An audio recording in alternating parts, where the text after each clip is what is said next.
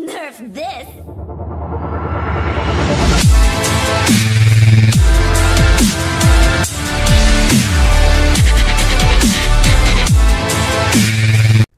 Hey guys, welcome back to Clash with Corey. If you like the video, subscribe to the channel. Also, turn on that notification bell. That way you get notified when a new video drops.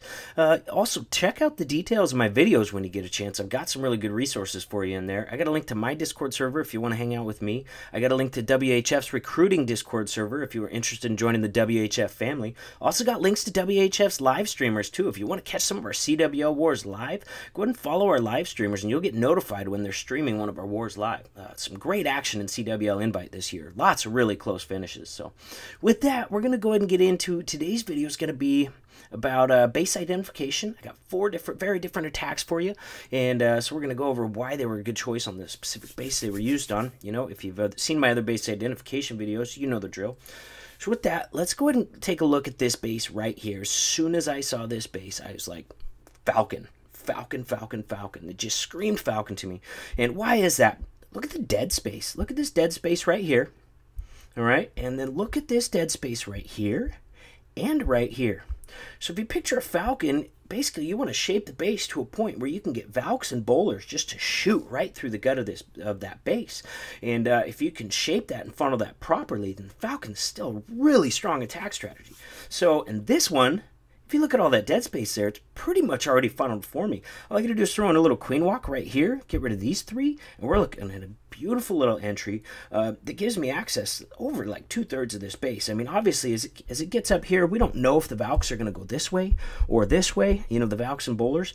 But either way that they choose to go, they're not going to leave a whole heck of a lot of base left up.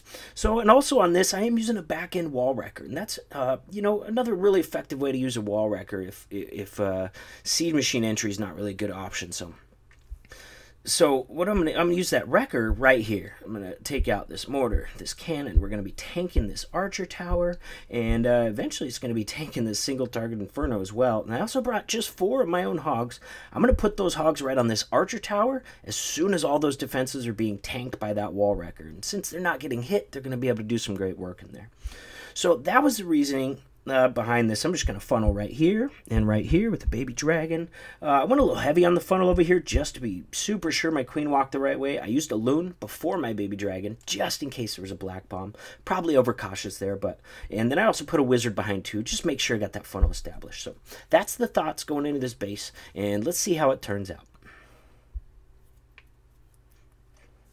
So just like I was talking about, you see that loon come down. That was just in case he had a black bomb out there. It had been hit before. I did know that there was a Tesla there, so it helps Baby Dragon get through that a little quicker too.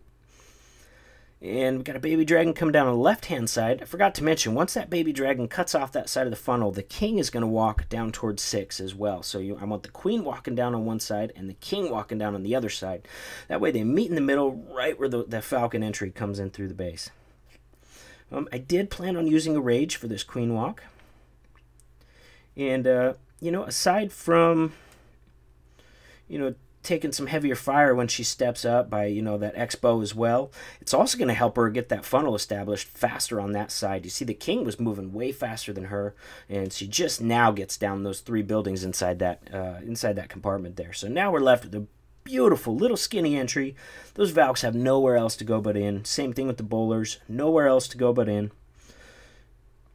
So that was a bad second heal. I shouldn't have used it there, but you know what? It's all right. It was the right strategy for the base, so it really didn't matter. Now comes in that back-end wall wrecker. As soon as it's taking that archer tower as well, you'll see the other hogs coming down on that. I also brought a freeze with this army composition. I wasn't really sure where I was going to use it.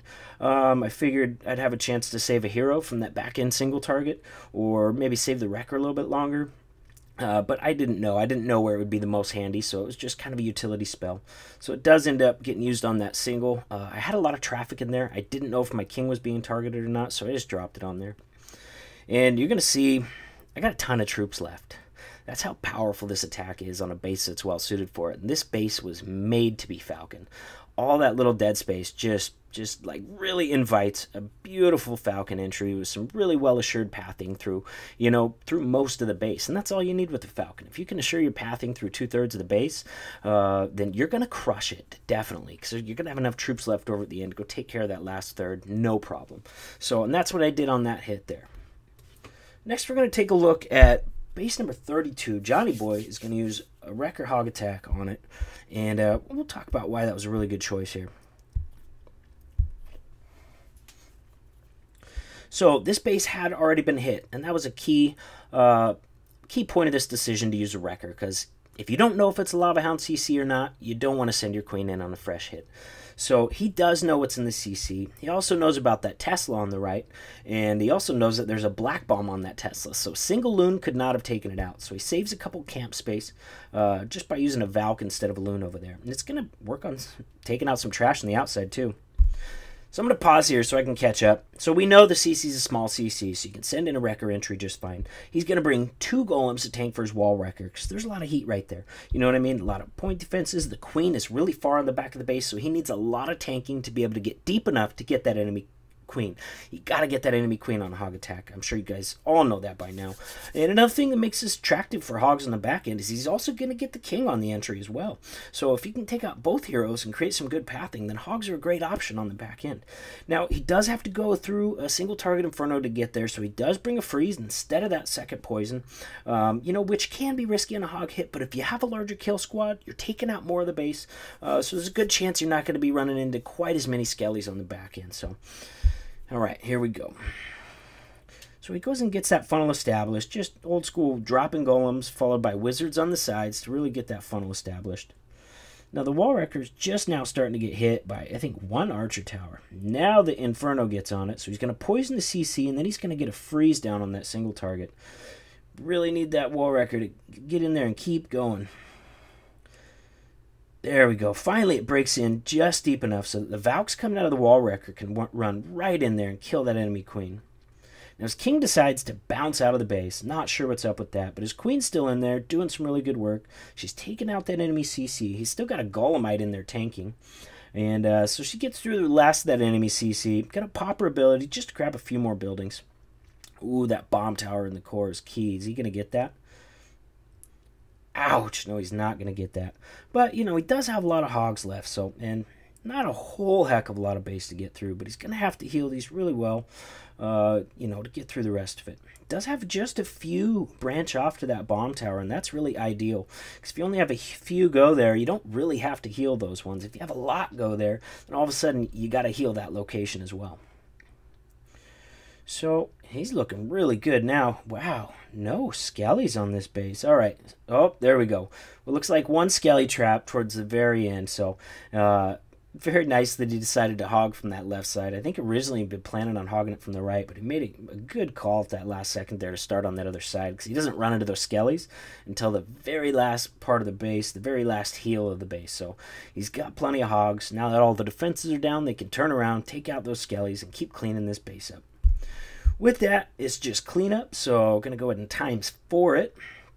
And excellent job identifying that this base is going to be weak to a Wrecker Hog attack. Now, we're going to go look at Hookie's hit on number 33. This is a really nice hit. Hookie's got some balls. He's going to charge straight into the single target Inferno, and he's going to do it without a freeze. So here, let's pause and look at this. You see this channel right here? I've been talking about it a lot. It's really nice to be able to send a queen down a channel where she can get a lot of value. So he doesn't have to bring any wall wreckers on this base to do a queen charge. Normally a queen charge, you got to bring 5, 10, wall breakers, get in 2, 3 layers deep. Well, when people leave these channels in the base, all of a sudden you got 10 wall breakers you don't have to bring, and you can use that troop space on other back-end troops. So he's going to take advantage of that here, and he's also going to take advantage of the fact that that Inferno is easily reachable from inside of this moat right here. So he's going to take advantage of that too. It's only 3 tiles away from where his queen's going to be standing there, so she can reach it easy. So he starts the queen charge right there, and then he puts down the king and a baby dragon on the other side. The baby dragon's to keep that king focused going inward. He's got to get rid of this gold mine right here to be sure that his queen's going to walk the way he wants her to walk. And pops his king, just get that funnel established a little quicker, and that king is also going to pull that hound out there for a little while, but he's going to have to deal with that hound with his queen here pretty soon. Pretty sure this is a fresh hit. Didn't know it was in the CC, but, you know, you can charge a hound if you have to. You know, and a lot of these guys that have been doing this for years used to have to charge hounds every time they charge a base before the update drops. So, you know, it's nothing new to them. He's going to send in, looks like, an archer to help with those minions. And that raged archer actually manages to take out 2 extra of those lava pups before it goes down. So pretty wild there. So at this point, he's getting ready to charge right in there and gets a rage down on because he's got to get through that gold storage and an expo before she's going to target that single target inferno. Now he has a lot of patience. I guarantee he's waiting on his queen, watching her health, and as soon as it started shaking and getting ready to jump down, he popped her right at that last possible second. So beautiful job there. Now he is going to have to kill this enemy queen with no ability, with just a rage. Sorry guys, told you I was sick. And so he gets that last rage down on her nice and early, super early, because with that sweeper pushing the healers back and the enemy queen firing on his queen, that's a very dangerous time. So he gets that rage on her really early, so she's got plenty of health, raged up to get through that enemy queen, no problem. So, man, he just really lollos the crap out of the back end of that base. There was 2 wizard towers up here in this section, so he purposely sends in his max loons inside of his blimp for that section, so he doesn't even have to use a heal over those wizard towers, because those max loons, the level 8s, have way more HP than the level 6 ones, so he purposely uses those in the wizard tower area there, just because he knows they've got enough HP to get through that section without really needing a heal. So he's actually going to swag a heal on this rage. Just absolutely OP queen charge on this base. Really good job of taking advantage of what the base builder was giving away to him there with that channel, with that easy access into the base. And he's going to crush this base with a swag heal because of it. So beautiful hit from Hookie. Swags it right on the clan castle there. Very, very nice. So our next one, we're going to show a minor hit that Sir Bacon did on 35. And there's a reason I'm showing this. You know, minors, usually, a lot of people are like, hey, if it has a hound, minor it. It's not always that simple. You can't minor every base that has a hound and expects a 3-star arm wall. You just can't. So we look at this base, it was already hit. He did know that it was a hound loon in the CC. So that's why he's thinking of minors in the first place. I saw this base too after it had been hit, and I was like, can I minor that? I don't think I can minor that. It's really wide. You know what I mean? It's running 2 multi-target infernos, so we're talking about a ton of splash damage through this base, and mostly it's just really wide, so I'm not able to get a good path on the minors. Sir Bacon's like, oh no man, I got a plan for this. What he ends up doing is breaking his king into this section right here. So his king is going to take out this whole section right here. Going to aggro the enemy king. He's also going to pull the hound over to his king because he's going to put his king down first. So he's going to be able to really make that base a lot thinner with that king. And since he does it first, he's going to be able to keep that hound way away from his queen as well. And then on this side over here, he's going to thin out the base even more by sending in a wrecker right here with a queen right behind. Normally that's really dangerous to do against the hound loon CC, because what if your queen follows that wrecker into the base and targets the hound?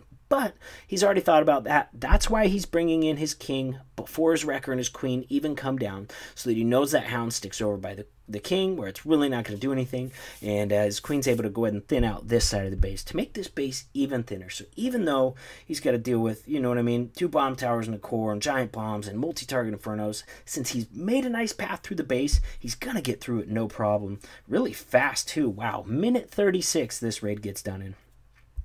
So he's got a minion down, first of all. Get a little free funneling on that building. None of those air targeting can target that minion, so he gets a free little bit of funnel there. When it's almost down, he goes ahead and drops his king.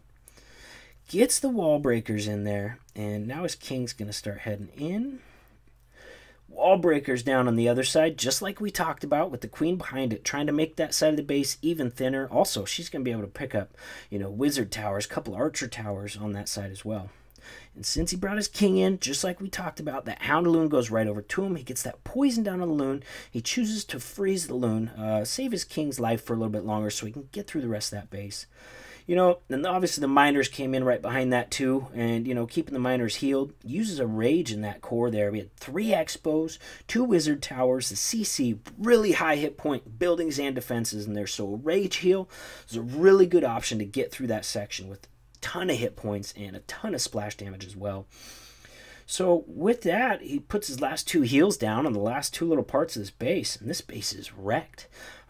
His king is still up. The king's still alive. Queen's down at this point. Doesn't matter. Tons of miners left. 20 miners? It's got to be like 20 miners left up. So beautiful hit by Nicholas, a.k.a. Sir Bacon on that one. I didn't think of it. That was an excellent plan from him. So kudos on that. And that definitely gives me an idea of, you know, able to think about using that strategy in the future as well. And I hope that gives you guys some ideas to think about as well. So I hope you liked the base identification video, and I will see you guys in the next video. Nerf this!